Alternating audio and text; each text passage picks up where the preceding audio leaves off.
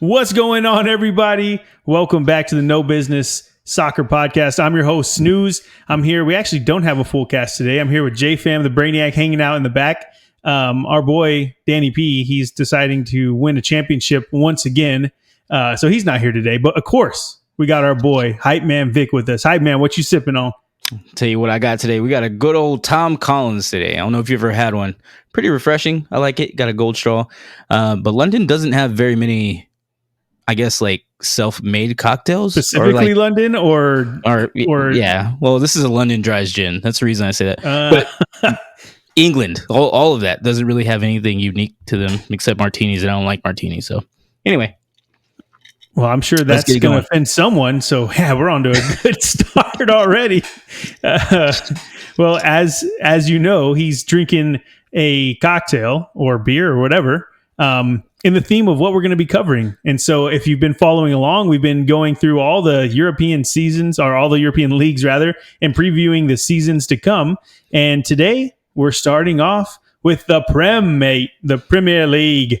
I have to start off by saying I'm going to say the Prem a lot and not the Premier League, because whenever we were in England, Liverpudlian, actually a Liverpool fan, he got pissed at me because he said my American accent sounded stupid whenever I said the Premier League. He's like, the Premier League. He said, mate, just call it the Prem.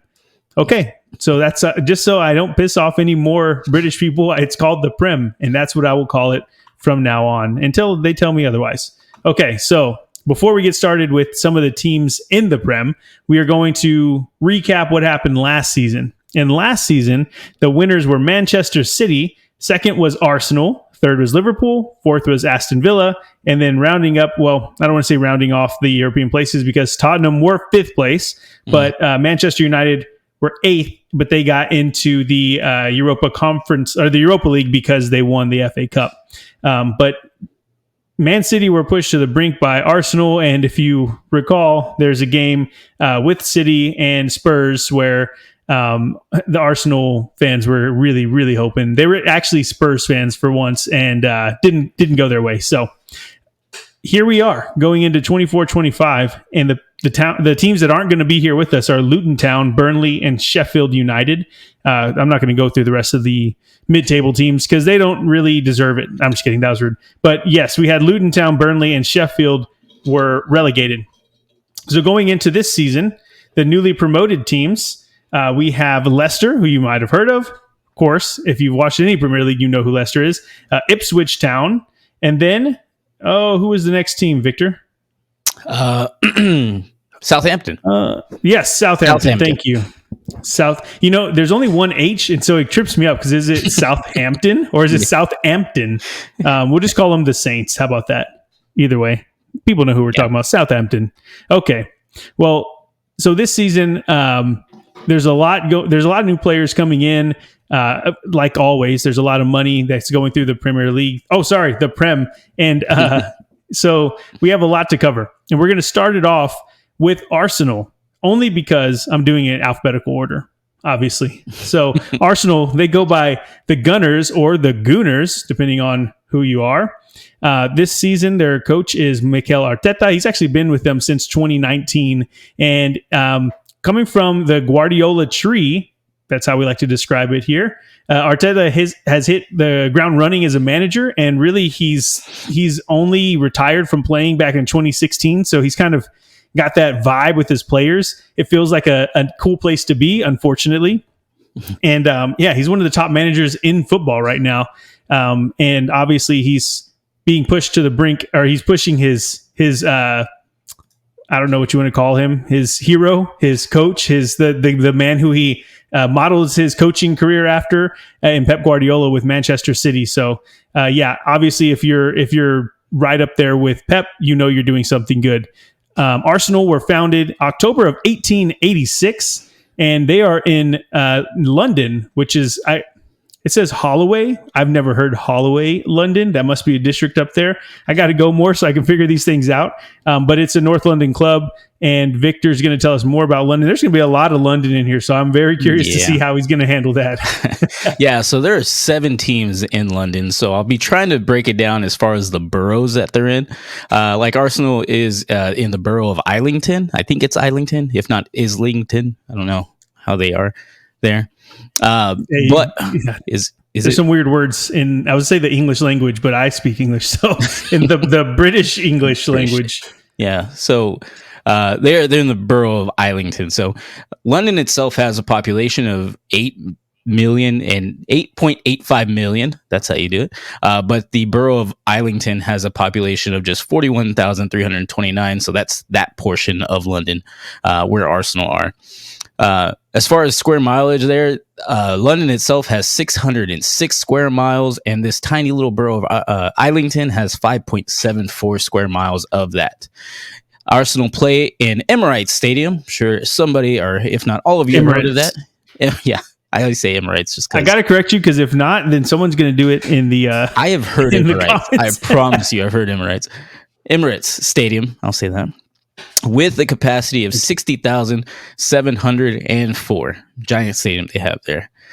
So what does this mean in American? Well, London has pretty much 500,000 more people than New York, and New York is the most populous city in America. So as far as Islington itself, the closest city that we have as far as population is Palm Springs, California. Tiny little Palm Springs, California. And as far as square mileage, London is the same size of Oklahoma City, but Islington itself is the size of Cambridge, Massachusetts. And there are a bunch of these boroughs that are tiny that have a Massachusetts counterpart, because that's also just like tiny. So, and also for the closest pro stadium that we have to Emirates Stadium is actually Soldier Field, the home of the Chicago Bears and the Chicago Fire. Wow! So LA. I hate both of them. Yeah, I was going to see what you said about that. Soldier Field. I think. I hate both of them. So, and, it makes sense that they would both be kind of sharing something. So, And the closest non-pro stadium we have to Emirates Stadium is Memorial Stadium, just the home of the Illinois Fighting Illini, and that's another college football stadium that we have here. In last season, Arsenal finished second, qualifying for the Champions League. They had 91 goals for, which was second, and 29 goals against, which was first. So they were whooping ass. The only reason they didn't win it is because Pep is better. Best ever finished in the Premier League. Arsenal have won the 13 league titles, including one unbeaten title run in 03-04. They're called the Invincibles. And I'm sure we'll talk about that more here in a sec. Some history for European competitions. They were in last season's Champions League, and they lost to Bayern in the quarterfinals. And the best ever European finish is they won the European Cup Winners' Cup. We love that here. In 93-94, but most recently we're in the semifinals of the 08-09 Champions League and the semifinals of the 2020-2021 Europa League. Some key players for them last season. We had Bukayo Saka, 21-year-old English right winger. He scored 16 goals for them, and he had 9 assists to go along with those 16 goals. He's regarded as one of the best wingers in the world at only 21 years old, and he's got really a lot more years of dominance, and hopefully it's not at Arsenal for too much longer. Their assist leader last season was Martin Odegaard, 24-year-old attacking midfielder from Norway. He had 10 assists last season. All right. And, I forgot to mention Bukayo Saka. They have a lot of young talent, so I just included him as the young talent as well to watch for. Some interesting facts about Arsenal. This is really hard to do, this is hard to speak nicely about them. But in 1886, workers from the Woolwich Arsenal Armament Factory formed the team, originally calling themselves Dial Square after the factory's sundial. The club's name and nickname, the Gunners, comes from the founders working on cannon. The founders worked on cannons as cannon makers, obviously. In 2003-2004, Arsenal went 49 league games unbeaten, earning them the nickname the Invincibles. During that season, they scored 73 goals and only conceded 26, finishing 11 points ahead of Chelsea. And in 1937, the first ever televised live football match was Arsenal's first team and their reserves. I didn't fact check that. I just saw that on the internet and just took it as what it was. So that's pretty cool. And I'm assuming that their odds are pretty good, Vic.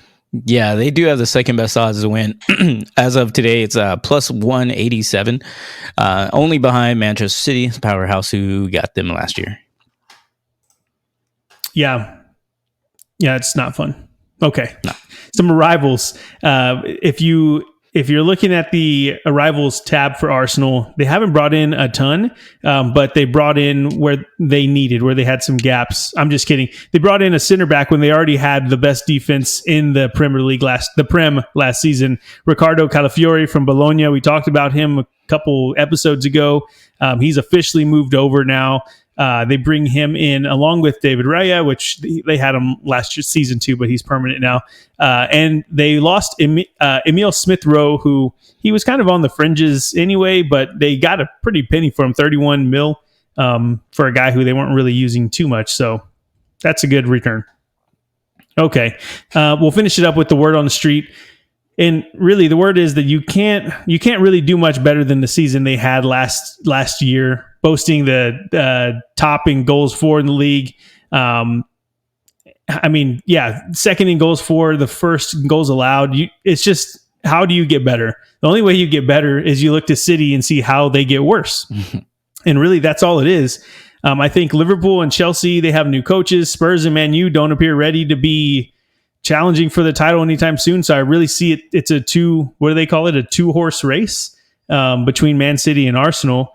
And I just see Arsenal taking that step, but it doesn't really come down to what they're doing, in my opinion, which sucks. It comes down to how City do, just like this past season. So hopefully they don't win it. Agreed. All right. Agreed. I'm done talking mess. Okay, we're moving on to Aston Villa. And actually, Vic, how do you feel about Arsenal? Let's go. I want you to dig in here because I feel like I'm being very biased. Arsenal was one of the teams whenever we started talking about getting a team to support because they're red. But I eventually went with the Reds, and I don't think we have very good track record with Arsenal. And I don't like them because they beat us last year. And believe it or not, even though you're only talking about Man City and Arsenal, Liverpool was up there for a little bit until they just kind of crashed. But no, that's why I didn't. No love lost for him. Appreciate it. All right. Okay. Yep. Moving on.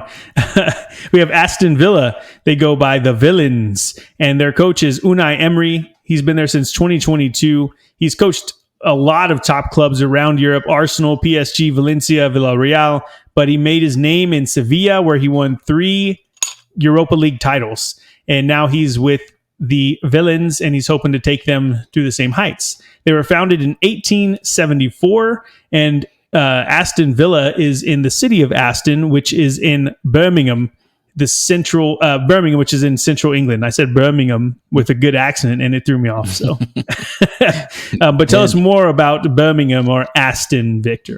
Yeah, Birmingham has a population of 1.1 million people, and I'm going to go with Birmingham as well because Aston's just like a little suburb inside Birmingham. You're just making shit up. Yeah. And it has a 103 square mile area. They play at Villa Park. If you don't want to be that Mexican sounding with I'm gonna pause you right there because it is hilarious that you said that. Whenever we were, and this sounds like I'm flexing, I'm not. It's just a story that actually happened. Whenever we were in Croatia, we went to a pub to watch. It was the opening day, and it was Spurs and Villa. And I asked this British guy next to me, like, "Hey man, this is a random question, but like, how do you say your team's name?" And he's like, "Aston Villa." And I was like, "Okay, I appreciate that because I don't know if it's Villa or Villa, and now I will always say Villa." And so yeah, it's just they just ignore that there's 2 L's and it's Spanish, but Villa. So anyway, Villa Park. I'll try to fight the urge and say Villa Park. Yeah, there you go. With a capacity of 42,640. What that means in American is the closest U.S. city that we have as far as population is San Jose, California. And the closest U.S. city that we have as far as size is Rio Rancho in New Mexico. And you can say Mexican. You can roll your R's on that one. Oh, the dog is going crazy. Sorry. And the closest pro stadium that we have, it's a quiz time. So we have our MLB correspondent, Snooze. The closest pro stadium we have is Citizens Bank Park, home of the... I'm going to go with... no, it's Citibank? Citizens Bank Park. Damn it. I want to say the Mets, but I think that's Citibank. Yep. It's not the Mets. Huh? I don't know if it's Citibank. Is it the Mets? No, it's not the Mets. Oh, God. No. Okay. It is Citizens Bank. Oh, wait. No. White Sox. No, it's not. Damn it. Okay. I don't know. Damn. I'm way off. It's the Philadelphia Phillies. It's a baseball stadium we have here. In case you're watching from overseas. Wait a minute. I went there. Citizens Bank Park. You know what? Okay. I guess I'm going to have to just take your word for it. You can fact check me, or we have a Brainiac fam that can fact check me. Fam. Yeah. Check it out, please. Is it Citizens Bank Park? Maybe I just didn't know what it was called. God. Okay. Daniel, just edit this. While he checks that, the closest non-pro stadium we have is a fan favorite. We return to Cajun Field, from home of the Louisiana Raging Cajuns college football. And we have the results. Drum roll. You didn't even wait. It is Citizens Bank Park. Thank you, J-Fam. All right, fine. I'm wrong. Are you done with your part? I'm done with my part. Yes. Or do you want to humiliate me more? No. I'm good. Snooze is already mad that I talk so much during this time, so I'll give him his time back. No. I feel like you need to talk more. No, he's so mad. Last season, Aston Villa, they finished 4th and qualified for the Champions League. They had 76 goals for, which was 6th, and they had 61 goals against, which is a 3-way tie with Spurs and Fulham for 7th. Best ever finish in the Premier League. They actually in the Prem. Golly, keep a ticker every time I mess that up. And so they haven't won the Prem in its current form. They got 2nd in 92-93, and they've won the English First Division, which is kind of what it was called before it was the Prem, 7 times. So they won that 7 times. Last time in Europe, they were actually in last season's Conference League, where they lost in the semis to the eventual champions Olympiacos, and the best ever finish in Europe. They won the 81-82 European Cup, or the Champions League. That is what it turned into. Last season, their top scorer and assist leader was Ollie Watkins, 27-year-old English center forward, and he had 19 goals and 13 assists. So the dude was doing it all. Sounds like a little mini Victor out there getting everything done for our soccer team. I'm just giving you some. I appreciate it. I was goalie. I did have 1 assist, so that was pretty cool. And you had a lot of own goals too, so those count. I was leading scorer on our team. Yeah, you were. You actually were. All right, keep going. All right. Okay, yeah. Best young talent to watch for is Amadou Onana, 22-year-old defensive midfielder. He's one of the standout players for Everton last season, and he's coming in to replace Luis this season. So, yeah, keep a lookout for Onana. You might know him if you are Danny P. You for sure know him. Some interesting facts about Villa. The team have played at their home ground, Villa Park, since 1897. That's a freaking long time ago. Aston Villa was a founding member of the Premier League in 1992. One of just 3 clubs to have been founding members of both the Football League and the Prem. Let's see. The star in Aston Villa's logo represents the club's 1982 European Cup victory that we talked about. And they're called Aston Villa because there was a Georgian house called the Aston Villa, being that it was a villa on Villa Road in Aston. I don't. Fair enough. pretty. Yeah, right. Nothing else to say. Yeah. Okay, Vic, tell us the odds in this. Yeah, I'll go on with the odds there. They have the 8th best odds to win the Premier League at a plus 2,000. No, 5,000. My fault. Read that wrong. Plus 5,000. And to finish in the top 4, they have a plus 300 odds to do so and get into the Champions League there. And hopefully they do not, for both of our sake. Agreed. Spurs and Liverpool. Mm-hmm. And again, this season, their biggest signing is Onana coming in for Everton. Paid a lot of money for him to come over as well. But they also got Ian Maatsen, a left back from Chelsea, who they paid a pretty penny for as well. Cameron Archer, Jaden Philogene, like they've brought in a lot of players to shore up this team. And they've really they lost Douglas Luiz and Moussa Diaby, but they brought in a lot of players to replace them. So, but word on the street, I think the general feeling is that Villa will slip back down the table a bit this season, mostly because, again, even though they brought those players in, losing Douglas Luiz and Moussa Diaby means they're losing their third and their fourth best goal-scoring threats from last season. So they're losing altogether 15 goals in the Prem alone between those two players. And again, they brought in Ian Maatson from Chelsea, and they brought back Cameron Archer from Sheffield, but there's no guarantee that they're going to help replace those goals. And then again, Onana, he's not a straight replacement for Luis, because Luis was more of an attacking midfielder, or at least someone that is more attack-minded in that midfield. And Onana he's more defensive-minded. So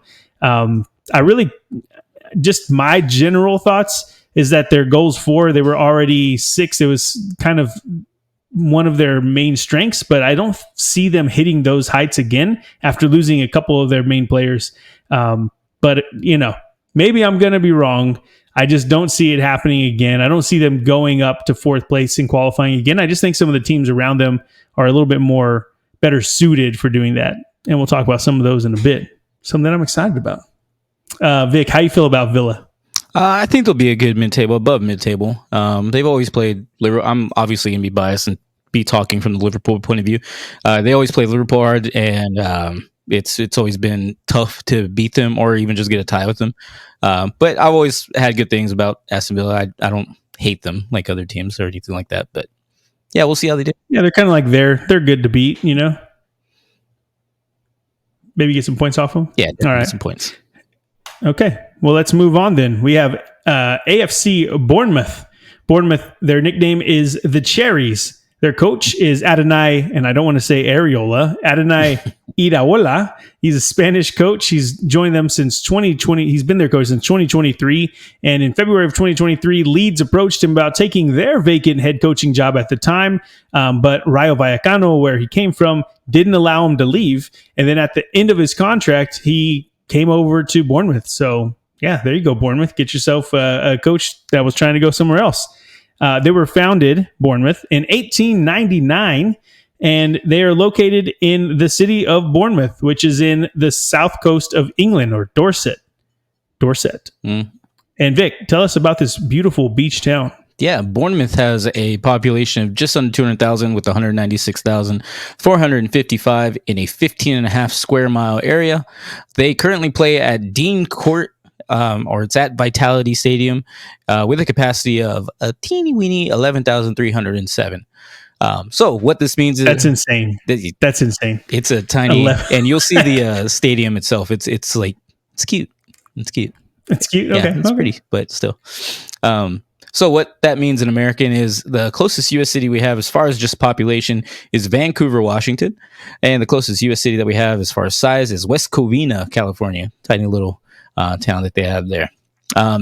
We do have a pro stadium about this size. I think it's just a little bit smaller. It's Lynn Family Stadium. It has Racing Louisville FC. It's the women's soccer league that we have here. So thought I'd add that. I usually don't for the smaller ones just cause, but the closest non-pro stadium that we have is Peoria Sports Complex, and it's home of a Arizona Fall League baseball team, which is crazy. Yeah, it's crazy. And I think when I was looking, Texas has near 100 or something bigger stadiums for high school football teams. only that team, not like a team for South Austin or something like that, like a stadium for South Austin. It's just for that team on their specifically that school has a bigger stadium. Yeah, on their campus. It's crazy. Yeah. So I want your take on this real quick. They have a small stadium. They're in the Prem. They're doing good. Let's say the stadium, I'm not sure how old it is, but they wanted to tear it down and build a new one. Do you say no to that and keep the history, or do you say yes to that so that you can bring in more fans and more money? Which one do you say? I don't know. You gotta be careful with that, because one of the best things about last year was Luton Town's stadium, and it's right in the middle of houses. It's crazy, and that just what happened to them? They're not here anymore. Yeah, they're not here anymore. But I'm just saying, I still remember them. We're still talking about them. Yeah, True. I like that, but if you're going to stay in the Premier League as a staple, then I'd eventually think you want to grow your stadium. Bring some more people, right? Because if we want to go down there, not too many tickets to go around. All right. Well, let's move right along. We have Bournemouth finished in 12th place last season. They were 14th in goals for and joint 15th with Forest for goals against. Their best ever finish in the Prem is 9th, and that was in the 2016-2017 season. In Europe, they actually haven't been in the European competitions yet, but they have a new American billionaire, and he says that they should be there. Not they should. They are going to be there in the next 5 years. So keep that on your radar. Their top scorer, who is now with Spurs, is Dominic Solanke. He's a 25-year-old English center forward, scored 19 freaking goals for them last season. And their assist leader, they actually had two people that were tied with 5 assists. That's Ryan Christie and Marcus Senesi. And their best young talent to watch for is Milos Kerkez, who we've talked about before for the Hungarian team. He's a 20-year-old Hungarian left back. And the young left back is coming into the season now with a full Premier League season under his belt. And also, he played really, really well for Hungary in the Euro. So it should be more experience for him, more game time. And yeah, I'm excited to see how he does. Okay, some interesting facts about Bournemouth. Let's move right along. In the 2014-15 season, they won the championship title and earned promotion to the Premier League for the Prem for the first time in their history. Bournemouth, AFC in AFC Bournemouth stands for Athletic Football Club, but it's not an abbreviation. The club's former commercial manager and player, Dickie Dosset, changed the name to AFC Bournemouth in 1971. Dosset wanted the club to appear above Arsenal and Aston Villa in alphabetical league lists. So he enlisted that AFC not stand for anything. So it's literally just, it's supposed to be Athletic Football Club, but it's not. Like, that guy he's just petty. Thinking forward, you know? Petty. Yeah. And let's see. Vitality Stadium, known for sponsorship reasons, but traditionally called Dean's Court, like Vic said, is renowned for being one of the smallest in the Prem. Its intimate atmosphere is a unique aspect of the club. So we just that's why I wanted to talk about it, because I know that there's going to be a lot of questions about that if they continue to grow and get bigger.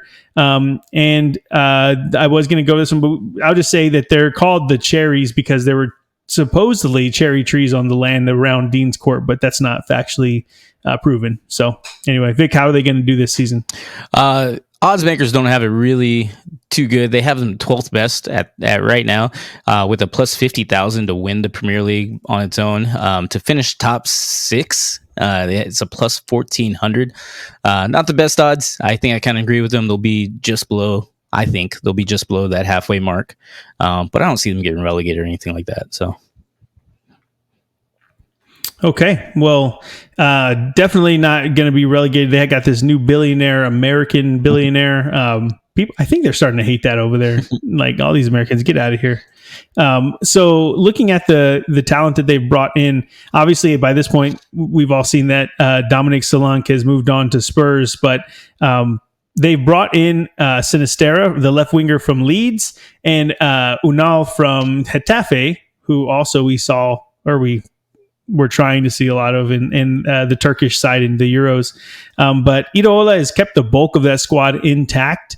And with those additions, I don't see them sliding down from where they were. The odds have them sliding down, like Vic said, but I don't understand it. So I think overall, the general feeling is that they'll just pretty much stand pat at mid-table and kind of go from there. If they are going to be getting into Europe, it's definitely not going to be this next season. But I think that they're most likely they're going to be around that Palace, Brighton, West Ham kind of area in that mid-table scene. And if you look at their new kits this season, which have been going on while we've been talking already, their new away kit is freaking awesome. I love the colors in it. It's so different than the regular team colors, and I like it. I want to say, I'll call this out too. Arsenal, even though not a big fan of the team, their kits this season are freaking sick. Like, their away kit is kind of like African themed, and it's amazing. It's so cool. Even their third kit, all of them, they're just really good. So anyway, all right, I'm done talking about them. Let's move on to Brentford. Vic, we didn't get your take. How do you feel about Bournemouth real quick? Again, I think they'll finish not relegated, but in the bottom half of the league. I like them here because Liverpool usually didn't have that hard of a time beating them, so I don't mind them here. They can stay. Fair enough. Okay, we got Brentford Bees. They go by the Bees. I just said it. Their coach is Thomas Frank. He's a Danish coach, been there since 2018. Frank guided an injury-plagued squad to 16th place last season, and despite the low placing, the club ended the season 13 points above the relegation zone. They were founded October 1889, and Brentford is in the west part of London, a second London club, Vic. Mm-hmm. Yep, and they are in the borough of Hounslow in London. And of course, again, London has 8.85 million people. Hounslow itself has 27,907. And out of the 606 square miles of London, Hounslow is just a 2.27 square mile area. The current stadium they play is technically Brentford Community. No, it's Brentford Community Stadium, but it's technically called, as you said, G-Tech Stadium, with a capacity of G-Tech with a capacity of 17,250. So what does that mean in American? Well, again, London has 500,000 more people than New York does altogether. But Hounslow has the same amount of people, or just about, as Oak Ridge, Tennessee. If you haven't heard of it, yeah, that's probably a reason why it's pretty small. And Hounslow has a area, not really much like a city, but Central Park is 1.35 square miles, and Hounslow is 2.27, so it's just less than twice the size of Zilker Park, Central Park, in New York. And you were stretching that size out there. Yeah, it's almost twice as small. Almost twice, not quite twice the size, but it's there. Fair enough. The closest pro stadium that we have here in the States is PayPal Park, home of the San Jose Earthquakes, another MLS team. And the closest non-pro stadium that we have is Stewart Stadium, home of the Weber State Wildcats, another college football team. It's going to be the ongoing theme they have. Yeah, I bet those smaller stadiums. But one thing I will call out while we're talking about this is that whenever we were in London, we were on a bus going through, and it's funny. I have a picture. You'll see it here. But the stadium, you wouldn't think like in England that stuff's next to a highway. I don't know why. In my brain, anyways, there's nothing next to a highway. But Brentford Stadium, we literally passed it when we were going down the highway, and I was just like, this is a weird feeling. I don't know. You just feel like it's all cottages and green grass, and obviously London's a massive city. But yeah, cool place. It looks like a geode, like all these shapes. Looks pretty cool. And you have the picture here. The other thing I'll call out is that their kits, they're doing what I love, where all three of them are completely different colors, especially that third kit. You see that, Vic, with the highlighter and the green one? Yeah. It's really cool. I wonder if that one goes in there too. That'd be cool. I imagine that it is. At least the sleeves look like it. Yeah. Okay. Last season... Let me get back to my notes. Yep, last season, Brentford finished 16th, like we talked about earlier. They were 11th in goals for and 13th in goals against. Best ever finish in the Prem is 9th place, and that was in the 22-23 season. And they have not been in a European competition yet. Last season, their top scorer was Yone Wissa. He's from the DR Congo, and he is a 26-year-old left winger, scored 12 goals for them. Their assist leader last season was Brian Mbemo. Golly, Mbemo. I'll learn that this year. He's a right winger from France, Cameroonian France. 24-year-old. He had 6 assists for them last season. And I have a note here that says he's probably the oldest 24-year-old you'll ever see. I just pulled up a picture of him. Yeah. Yeah, right. Yes. He's like, how's that guy 24 years old? He looks 36 at least. Yeah. At least. What's that? At least 30. Yeah, exactly. Okay. Best young talent to watch for is going to be Aaron Hickey, 22-year-old Scottish right back. He's highly rated, and he's been out with hamstring injuries since the end of October, but I don't even know if he has hamstrings anymore. But if he does, and if he's healthy, he will be fun to watch, especially since Tom Frank loves to have his backs getting forward with the ball. So some interesting facts about Brentford. Brentford FC has been known as the Bees since 1894-95 season. The nickname originated when a group of students from Borough Road College chanted their school's war cry, "Back up, Buck up Bees," to support their friend Joseph Gettins, who was playing for Brentford at the time. The local media misheard the chant as "Buck up Bees," as in bzz, like bees, the bug. So it stuck, and that's why they're the Bees now, which is freaking hilarious. Like, just from we have a day here in the U.S. called Columbus Day, and he thinks he found India. Right? He thought that's why we have them. They're called Indians here for some reason, because they're Native Americans. And so whenever I hear like things were misheard or misinterpreted and then just kept, that's hilarious to me. Like, we just kept up. They're just Indians. Like, no, they're not. We're just the Bees. Like, no, what? I was saying bees, like the letters. Anyway, that was a long way to get to that name. But anyway, Radiohead guitarist Ed O'Brien has been a supporter and season ticket holder of Brentford Football Club for a long time.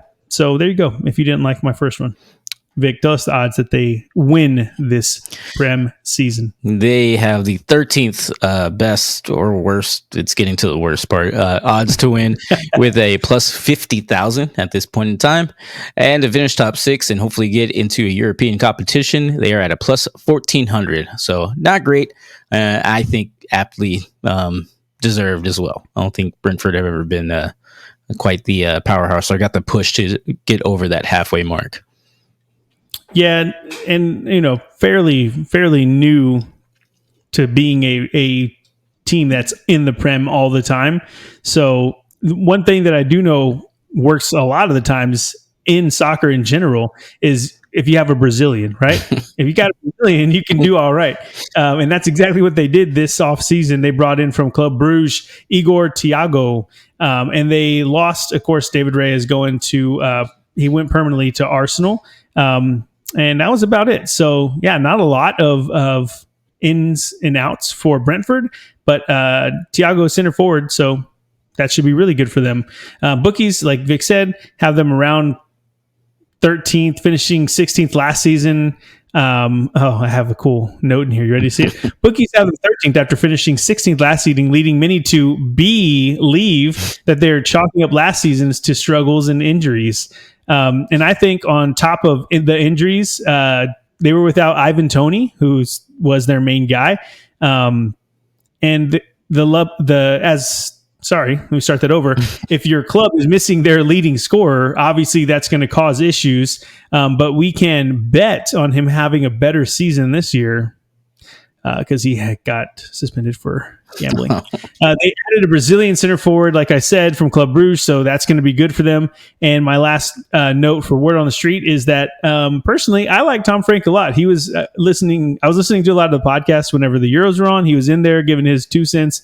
And that was really good. I think he's a good coach. He'll be climbing back up. I still remember a couple seasons ago, I think it was the first season after COVID, Arsenal went to Brentford Stadium and they lost, which was awesome in itself.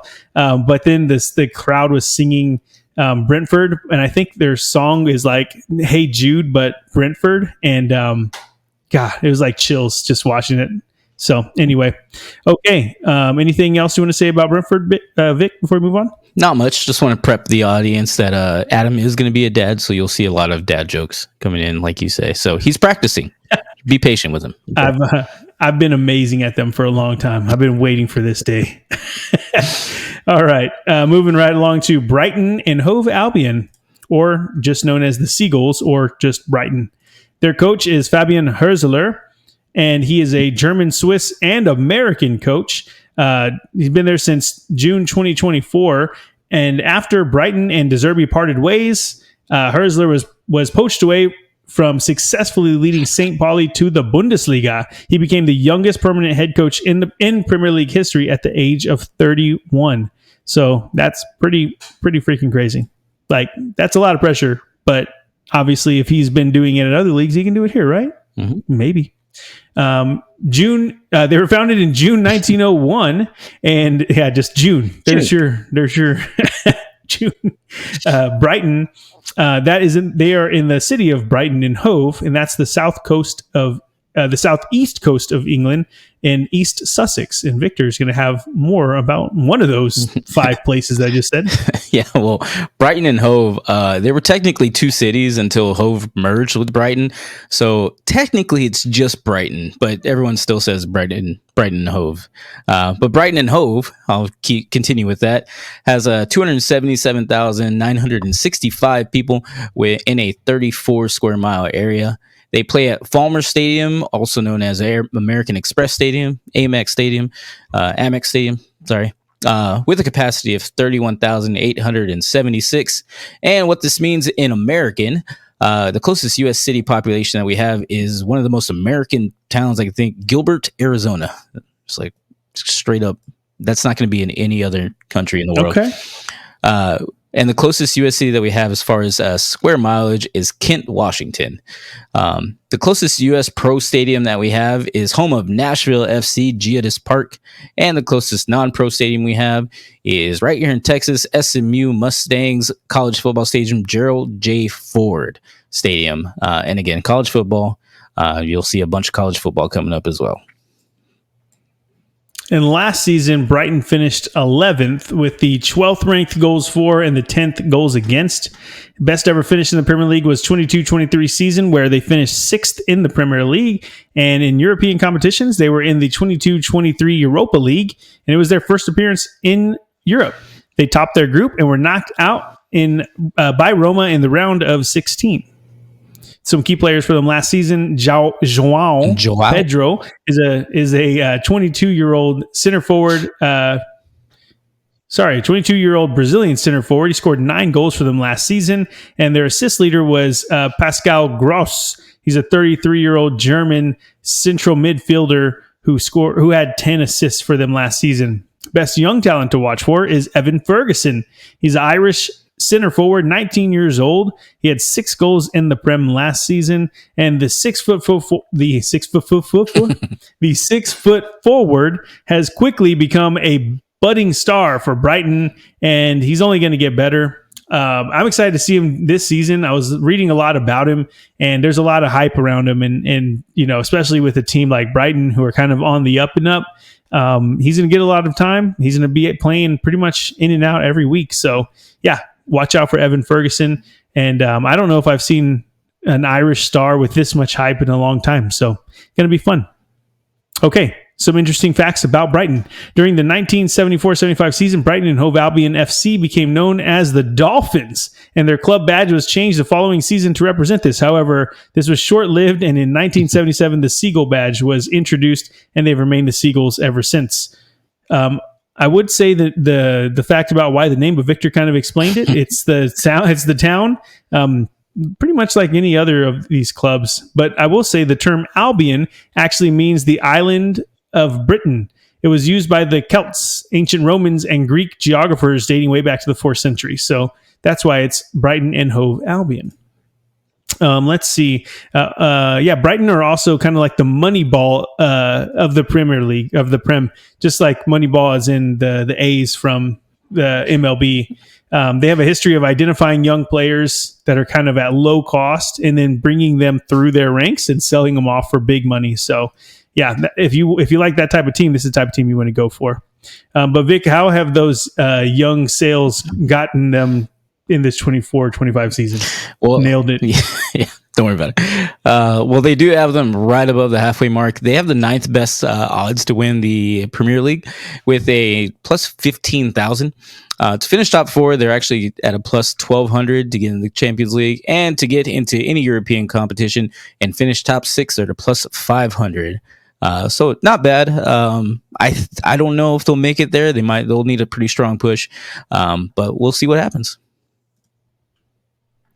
Yeah, and I think that from what I'm reading about them, word on the street is that they're going to finish around mid-table. So I think their squad is good, and most of the pundits agree that they have a good squad. Not too many question marks there, but losing Pascal Gross does suck. He's going to Dortmund, so he's going to be really, really good because that's what they always seem to do. But they have brought in some replacements. So really, the real question is if the 31-year-old phenom, American phenom, even though he's not really American, but if Herzler is what they think he is, then this could be really, really good for Brighton. They could be dominating for a while, but it's all up in the air. We shall see. And last note is, again, another team that has kits that are all completely different, and I love it. It's aesthetically pleasing. They got an Austin FC Chelsea. kit in there. Austin FC kit. Yeah. Oh, yeah, they do. Verde and black. Anything else? Sorry, Vic. Anything else before we move on? No, just the Austin FC kit. Verde and black. Looks cool. That's his favorite. It does look cool, right? I wonder why. All right, we're moving on to Chelsea, also known as the Blues. Their coach is Enzo Maresca. He's an Italian coach. He joined them in this summer, actually, in July. Maresca joins Chelsea after leading Leicester to an impressive championship campaign that ended with them becoming champions and being promoted back to the Prem. And he quickly left them after that happened. Their founding date is March 1905. And Chelsea is another one of those 7 London clubs in the Prem. And Vic, tell us more about what region they're in, because I'm not sure, actually. Yeah, so Chelsea is actually in the borough of Hammersmith and Fulham.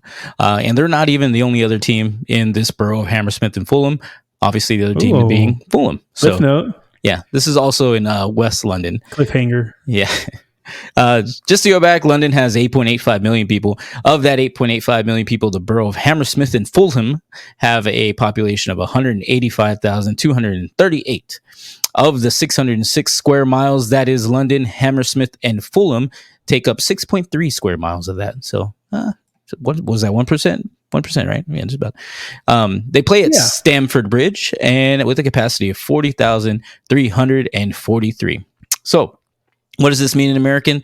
Well, the borough of Hammersmith and Fulham is closest to Fort Lauderdale, Florida. Not that bad of an area. You kind of heard about it.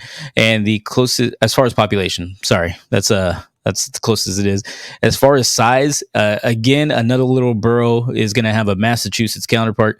It looks closest to Cambridge, Massachusetts, as far as area. And the closest pro stadium that we have here is, this one's going to be easy. I'm just going to take over this one. Globe Life Field, home of the World Series champion Texas Rangers. And the closest non-pro stadium we have is First Bank Stadium, home of the Vanderbilt Football Commodores. And that's a college football stadium as well. Thank you, Victor. And last season, Chelsea finished 6th place with the 5th ranked goals for and the 12th ranked goals against.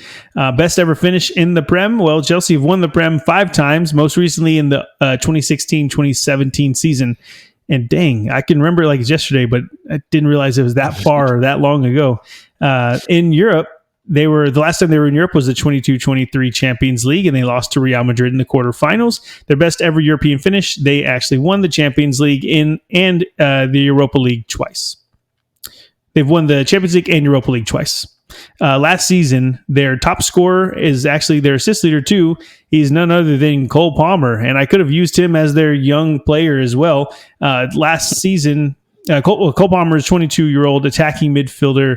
English. He scored 22 goals and 11 assists for them last season. It was his breakout campaign under Mauricio Pochettino, and he was a bona fide star amongst stars in the English squad in the Euros. I was kind of wanting to see how he did there, because obviously for Chelsea, he was the main man. But then, if you watched England in the Euros, he would come on, he'd be subbed on, and he'd just instantly make an impact. So, I'm excited to see how this guy continues to grow. Just hopefully not against our teams, right, Vic? Yes, absolutely. Absolutely. And I did want to give a shout out to Nicholas Jackson. He's a 22-year-old Senegalese center forward. Last season, he had 14 goals and 5 assists. So he could be their young talent to watch for, even though I think Cole Palmer is probably everything for that team. 2 quick, interesting facts. Chelsea FC was founded in 1905 in an upstairs room at a Rising Sun pub, now known as the Butcher's Hook. So if you ever find yourself in the Chelsea area, go to the Butcher's Hook or Fulham area. And why the lion? The lion is based on the family arms of the Codigans, who were the club's presidents from its founding until early 1980s. The lion was also inspired by the official coat of arms of the Metropolitan Borough of Chelsea. And I almost skipped that part. Vic, tell us the odds. Yeah. Well, the odds have Chelsea finishing fourth in the Premier League, or fourth best odds to win the Premier League with a plus 2,000, and to finish in the top four and get a Champions League slot at a plus 140, which is right there on the edge. I believe Manchester United and Newcastle are at plus 200. So they'll be fighting for it, and we'll see how it goes. Yeah, and I think that if you're looking at the odds versus who they brought in and their coaching stuff, there's a lot of question marks for this team right now. So it's kind of crazy that they're still, it just shows you how deep their squad is, how good their squad is whenever there's that many question marks, and they're still fourth best odds. They brought in Pedro Neto from Wolves and Dewsbury Hall from Leicester, brought more people, but we're going to just, they have a lot of people on their squad. Okay. Just know that. And they only really lost Ian Matson, Lewis Hall, Omari Hutchinson, who they weren't really, some of their top options either way. So yeah, good for them. But I think word on the street, the craziest thing is that they didn't keep Pochettino after last season. There was definitely mixed results, but I think the general feeling was that they were going to keep Pochettino around at least for another season. But if Maresco works out, then yeah, they'll be primed for that top four spot, because with this squad, you don't really need too much. But we shall see. They were 12th in goals allowed, and now they're losing one of their defensive leaders in Thiago Silva, who started 28 games for them last season. So obviously he's not prime Thiago Silva, but they're still losing a captain. I don't know if there's their captain, but I'm saying like a leader, I guess I should say, on their squad. And so, yeah, I can see that easily causing them to drop or to let in a few more goals. And, this, especially with a new coach, that could be the reason why they don't end up finishing up there in top four. And for Liverpool and Spurs' sake, I hope they don't. Agreed. Did I miss anything? Nope. I'm good with you 100%. Hope they don't. Okay, moving on to Crystal Palace. They go by the Eagles. Their head coach, Oliver Glasner, he's Austrian. He's been their coach since February 2024. And only Manchester City, Arsenal, and Chelsea earned more points than Palace since Glasner took charge of the club in February. So obviously he's doing something right. They were founded in 1905, and again, Palace is a London club based in the south of London. And Vic, tell us more. Yeah, Crystal Palace are in the borough of Croydon, which is again in South London. Of London's 8.85 million, Croydon is 392,224 of that population, and of the 606 square miles that is London, Croydon is 34 of those.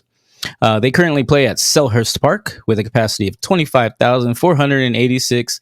And what does this mean in American? Well, London, again, has 500,000 more people than in New York, and Croydon is about the same population as Arlington, Texas, which is the best city in the world. London has the same size as Oklahoma City, and Croydon has the same size of Chico, California. So you could put a tiny little Chico inside Oklahoma City, and it's basically the same thing. The closest pro stadium that we have in America is Inter & Co Stadium, home of Orlando City SC, our MLS team, and their closest non-pro stadium that we have is Ace W. Mumford Stadium. This is in Baton Rouge, and it's home of the South Jaguars college football team. It's just South Jaguars.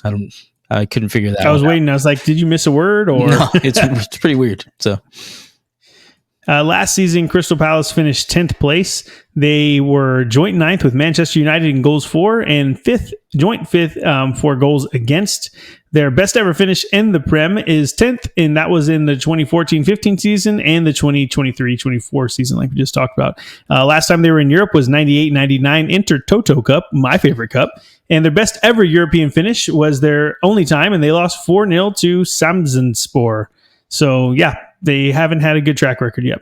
Some key players for them last season, they had Jean-Philippe Mateta. He's a French center forward, 26-year-old. He had 16 goals for them last season, and their assist leader was Jordan Ayew, a French Ghanaian center forward, 31 years old. He had 7 assists for them last season. Best young talent to watch for is Adam Wharton. He's a 20-year-old midfielder, and he's I guess the best way to put it is he excelled in the championship with Blackburn before moving over to the Premier League with Palace. And he kind of kept that same energy. So a lot of big clubs were watching him and expecting him to kind of take, a few steps before he goes into the Prem. But he went from Blackburn right to the top with Crystal Palace. And Crystal Palace was really good last season towards the end of the season. And it really showed out. He showed out and earned himself a spot on the England squad in the summer in the Euros. So this guy's 20 years old. And I mean, he might be 21 now, but the sky's the limit for him. He kind of burst onto the scene, and I'm really excited to see how he's doing going into this next season. Some interesting facts about Crystal Palace. Crystal Palace Football Club is named after the Crystal Palace Exhibition Building, a cast iron and glass structure that housed the Great Exhibition of 1851 in Hyde Park, London. So if you ever wondered why they're called that.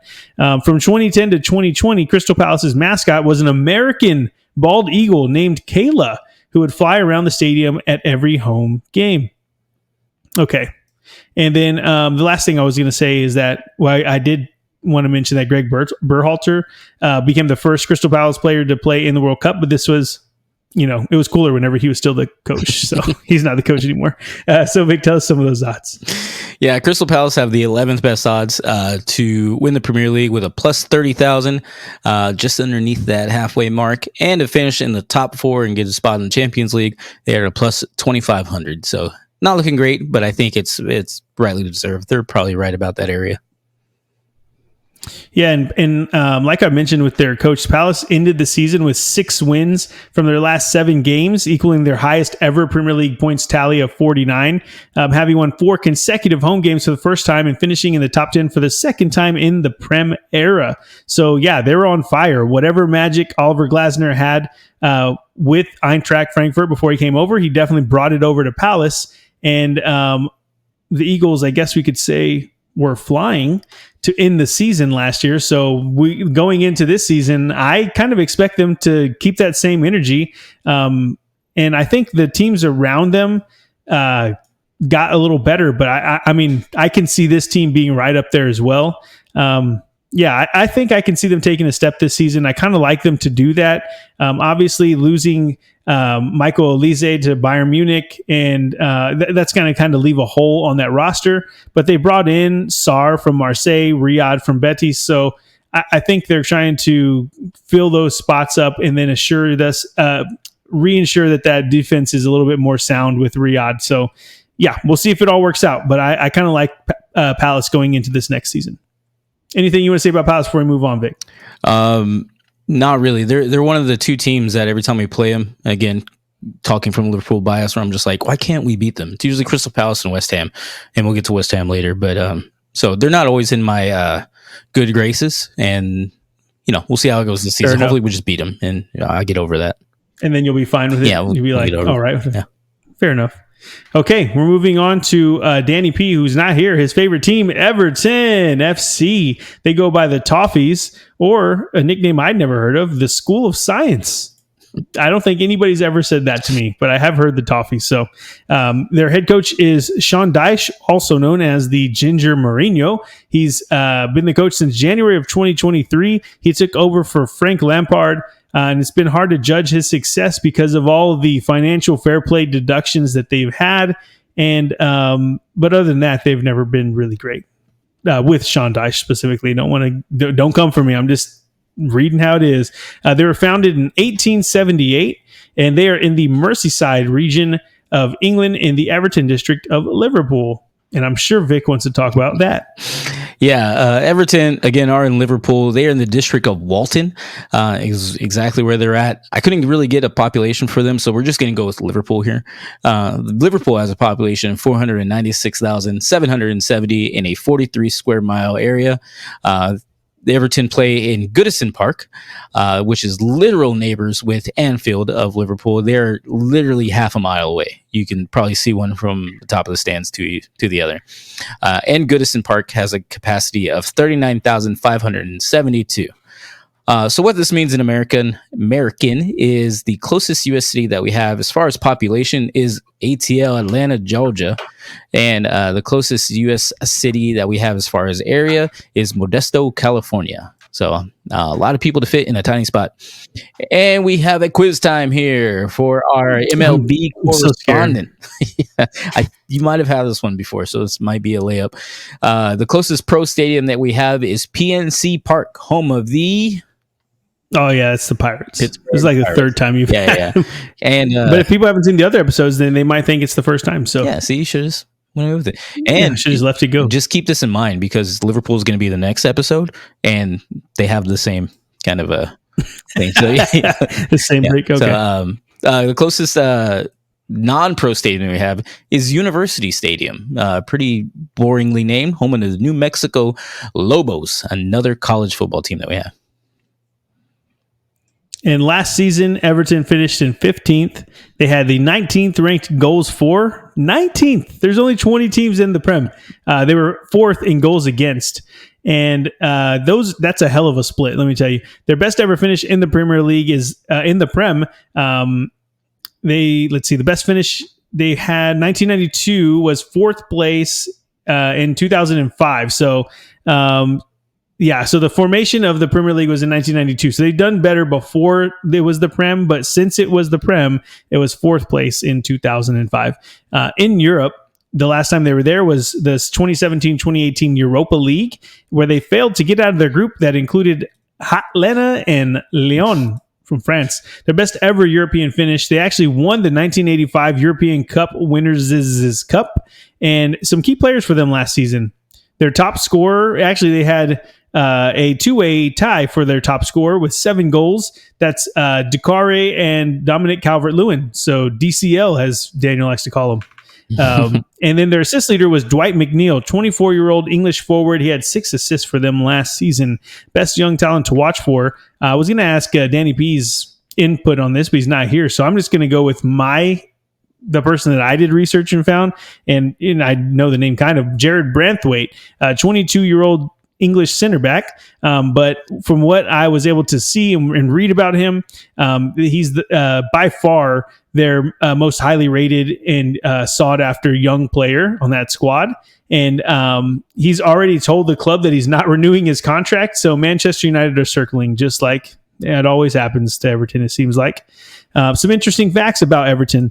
Everton Lockup, sometimes referenced by one of its nicknames, such as Prince Rupert's Tower or Prince Rupert's Castle, is a village lockup. And if you don't know why you're saying lockup, lockup is what they call that castle thing, if you look at their badge. So anyway, it's located on Everton Brow in Everton, Liverpool. In the 18th century structure is one of 2 Georgian lockups that still survive in Liverpool. Interesting. And if you've ever wondered why they have their nickname, the Toffees, there are a few reasons, but the legend has it that the toffee shop located in Everton Village called Mother's Noblets, the store was based between Everton Brow and which was opposite of the Everton lockup that's on the badge. So the lockup and the Toffees is kind of all forced into one, and that's where you got all of this cool Everton FC stuff. The last thing I'll say, and it's pretty cool, is that there's a tradition, and I don't know if this is still going on. So if someone's been to an Everton game, or if you are British and you live in this region, then let me know if this is still happening. But there is a tradition where they had a toffee girl from Mother Noblets, the candy shop, the toffee shop, walk around the pitch before the game and threw out Everton mints or toffees into the crowd. How cool is that? I love toffee, by the way. Anyway, that's the most interesting stuff I could find. So, Vic, tell us the odds. That's probably the most interesting thing about Everton. It's okay. Everton has the 16th best odds to win the Premier League with a plus 75,000. And they have them finishing 16th, which is really on the edge of the relegation zone that they have there. I think they have the 6th highest odds or lowest odds of being relegated. But to finish in the top 4 and get a spot in Champions League, it's a plus 2,800, which is not good. And I think rightfully so. They were flirting with relegation. I know they got docked some points, but they were flirting with relegation and were in that zone for quite a bit last year, and they snuck out of it. And I think they'll probably do the same thing. They'll sneak out of it, but it's going to be pretty close. And looking at their arrivals, they have brought in a few different players. They lost, obviously, we talked about earlier, Onana, but they've also lost Ben Godfrey, Lewis Dobbin. But their main pieces they brought in is center back Jack O'Brien from Olympique Lyonnais. And then they've also brought in Ndiaye from Marseille, which take a look at what Marseille is doing over there in France. They've had a crazy off season. All the comings and goings, if you will. So word on the street, though, bookies, I think they're kind of disrespecting the Toffees this season. They have them in the relegation battle. And just like Vic was saying, like, they don't have, they're not getting a lot of respect here. But if you look at those defensive and offensive splits, like I said, it's a hell of a split. 19th in 19th in the goals for, and they were 4th in goals against. So, I mean, just score more, it's that easy. We all know it's not that easy, but you get my point. If they're able to shore up that defense, which, they brought in Jack O'Brien to help out with that. And of course, losing Onana is going to suck because he kind of helps blanket those center backs. But if they can continue, even if they're not, as high as 4th, they slip down to 6th. If they can just go from not the worst freaking offense in the league to mediocre, I think they shoot up the table. So yeah, I mean, maybe it's because I'm going for my boy Danny P, but I feel like the Toffees, they're being disrespected. I think they're going to move up. Vic, I think I don't even have to ask you, but what do you think about Everton this season? I think you only think highly of him because it's Daniel and he'll be going against me, and you and Daniel just like to team up on me. That's not true. Yeah, no. So that's the only reason you have anything good to say about them. That's the only reason you have anything. Danny P, Hype Man Vic, you are the same. Incorrect. And y'all do that. Incorrect. They'll be flirting with relegation. I said it earlier, and I stand by it. Okay, fine. Moving on to Fulham FC. They're known as the Cottagers. Their coach is Marco Silva. Portuguese coach has been with them since 2021. He took over in 2021 when Scott Parker left for Bournemouth. They were founded in 1879, and Fulham is, again, a club that is in London, in West London specifically, in the district of something in Fulham, as Vic said, and I'm sure he has more information on that. Yeah, it's the borough of Hammersmith and Fulham. They're the other team in that borough in West London. Of London's 8.85 million, Fulham itself has 185,238, and of the 606 square miles, Fulham is 6.33 square miles of that. They play at Craven Cottage, which is one of the coolest names that we have in there in Premier League, at a capacity of 24,500. Hammersmith and Fulham's borough has about the same U.S. city population. Again, we're going to figure out what this means in American, as Fort Lauderdale, Florida, about the same population. And the closest U.S. city size that they have is Cambridge, Massachusetts. Another small borough, another small Massachusetts town. The closest pro stadium that we have to Craven Cottage is Red Bull Arena, home of the New York Red Bulls MLS team. And this may be a quiz. I don't know, but we're going to send it over to the MLB correspondent for the closest non-pro stadium that we have is Charles Schwab Field in Omaha. What is that home of? Omaha, Nebraska. That's the College World Series. That is correct. Home of the College World Series. So that's cool. Not the same size. Right. Yeah, exactly. Nice. And that's college baseball, not even pro baseball, college baseball. Hey, knock it off. Okay. The last season, the Cottagers finished 13th. They were joint 12th with Brighton in goals for, and they were three-way tie at 7th with Spurs and Villa in goals against. Their best ever finish in the Premier League was 7th place in 08-09. And in European competitions, the last time they were there was 2011-2012 Europa League. And their best ever finish in Europe is the 2010 Europa League. They got to the Europa League final where they lost to Atletico Madrid. Some key players for them last season. Their best young talent and their top scorer last season was Rodrigo Muniz. Muniz? I don't know. A 23-year-old Brazilian center forward. He had 9 goals and 1 assist for them last season. And the notes I have here are just, is he the new and improved Mitrovic, who was like the stalwart, I'm not sure, for Fulham for so many years? Yeah, look that up. Let me know. But Fulham fans are excited, and it was really cool to see him play last season. I have a lot of friends here in the Austin area that are Fulham fans, and I used to go watch them play whenever Spurs weren't playing. And this is good for them. Let me just say that. The assist leader for them last season was Andreas Pereira.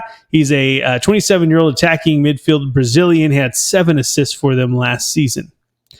Some interesting facts about Fulham. They have played games at Craven Cottage since 1896. Other than a 2-year period spent at Loftus Road, they have been there since then. And there has been a cottage on this site since 1780 when William Craven, who was the 6th Baron Craven, built a cottage in a wooded area, which is now the site of Craven Cottage Stadium. There you go. And I know you like the cottage for some reason. It's like some of the most like British sounding stuff that you're speaking of. Baron Craven's cottage. And I will say another interesting fact about him is it loops in Fulham, the royal family owing me money, and my personal finances. That is what this story is about. It's going to be a quick one. So, whenever I was in England in London last, I had bought tickets to go see Chelsea versus Fulham at Craven's Cottage. And I was so excited. It's going to be my first Prem game, and I was ready to go. And if you don't know, they were renovating their stadium, and it was just done. And I was going to be in the new part of the stands. And I was talking about my friends about it, that are Fulham fans. And then, tragically, the Queen passed away, and I didn't get to go to that game because they canceled all the games for that weekend. And I never got to go. And then they rescheduled it for, I was in there in September, and then they rescheduled it for like the spring of the next year. And of course I wasn't still there. So, didn't get my money back, didn't see a Premier League game. And, now everybody's blaming the Queen's death on me for some reason. I don't know why. Queen was doing, what'd you say, Vic? Queen was doing just fine before you got there. And then you got there. Yeah. Humiliating. Okay, that was interesting facts about them. Vic, tell us the odds. Yeah, the odds makers have them 14th best odds to win the Premier League at a plus 50,000, and to finish in the top 6 and get in some kind of European competition at a plus 2,500. Not very high. I think mid to lower table is probably where they'll be at. And I like them around because Liverpool usually doesn't have an issue with Fulham either. So keep them. And looking at who departed from them this season, Joao Paulinho did leave for Bayern Munich, but they got 51 mil for him. And they bring in Emil Smith-Rowe from Arsenal, who I think they paid a little too much for him. I'm biased, though. Attacking midfielder. And then they also brought in a center back, Jorge Cuenca from Villarreal. And they lost a lot of people at the end of their contracts. Most notably, they lost Tosin Adarabioyo to Chelsea, and so I think that's why they're bringing in Cuenca for cover for that. But word on the street is that the mid-table feels about right. They got a good squad overall, but losing Paulinho and Adarabioyo, and Tim Ream too, all in the same offseason. I mean, that's a lot of maybe the players weren't top notch like if they used to be. I'm not sure. I don't watch other games, but I do know that all of those were leaders who had been there for a while. So losing all of them in one go isn't going to be good. I can tell you that much. And they are getting Ryan Sessegnon back, who Spurs bought and took him over when he was in his prime with them, and then promptly never used him, and then he was injured a lot. So hopefully the Cess Express gets to turn it back on for Fulham, and they get something good out of that. Okay, we're going to wrap it up here today with Ipswich Town. Ipswich Town, they go by the Blues, the Tractor Boys. And that is not one that I made up. That is legit what they're called. Their head coach is Kieran McKenna. He's been there since 2021, English coach. And Ipswich is the first big club he's coached coming from Manchester United's under-18 role. This is his first full season, or in his first full season with Ipswich, he finished second in League One. And then his second season with Ipswich, he finished second in the Championship and were promoted to the Prem. So this is only his third season as the head coach, and each season has been a promotion. And he's last year's Championship Manager of the season. So obviously he's coming over with a lot of pedigree in the lower leagues, albeit, but we'll find out. They were founded in October 16th, 1878, and Ipswich Town is in the city of Ipswich, which is in Suffolk. Mm-hmm. Is how you say that word? It's really hard to say that, but Suffolk. Yeah. And tell us more. Yeah, Ipswich has a population of 133,384 in a 15 square mile area. They play at Portman Road, and the stadium capacity is 29,673. So what this means in American is the closest U.S. city population that we have is Kent, Washington, one of the most straight up plain American names you can think of as well. And the closest U.S. city size as far as square mileage is Costa Mesa, California. We've used that a few times because there are a lot of towns that are just about this size. The closest pro stadium that we have in America is Geodis Park, home of Nashville FC. And the closest non-pro stadium that we have is another college football stadium, the Florida Atlantic Owls, home of FAU and FAU Stadium. Who was that? Okay, sorry. Keep All right. Last season, as I mentioned earlier, Ipswich, they finished runners-up in the championship and gained automatic promotion to the Prem this season. And their best ever finish in the Premier League, the Prem, was 2000-2001 season where they finished fifth. In European competitions, the last time they were in Europe was 02-03 UEFA Cup Europa League, and they won their best ever finish. They won the 1980-1981 UEFA Cup. Last season, their top scorers tied with 13 goals. That's Connor Chaplin and Nathan Broadhead. And their assist leader last season was Leif Davis, a 21-year-old left back that had 21 assists last season. Sorry, I was like, did I get that wrong? But no, he is 21 years old and he had 21 assists. An assist for every year he's been alive, that's just crazy. When you see left back, like those are the teams you want to watch because you know that they're attacking, they're getting forward. Okay, best young talent to watch for is Omari Hutchinson, who's coming over from Chelsea. He's a 21-year-old English right winger. Last season, he had 10 goals and 6 assists, and they brought him over permanently. He was on loan with them in the championship last season. He had a great season for them, obviously, and he's coming over permanently. So, yeah, going to be fun to see how he gets along in the Prem. And some interesting facts about Ipswich Town. Their unofficial motto is running towards adversity, and the words appear on the inside of all their home and away kits, which that's pretty cool. If someone has one, send us a picture. I want to see that. Ed Sheeran is a fan of this team, and he sponsored the shirts for the first team in 2021 and 2022 season. And the horse on the badge and the nickname Tractor Boys both pay homage to the Suffolk region of England's agricultural history. Okay. That's all I have, Vic.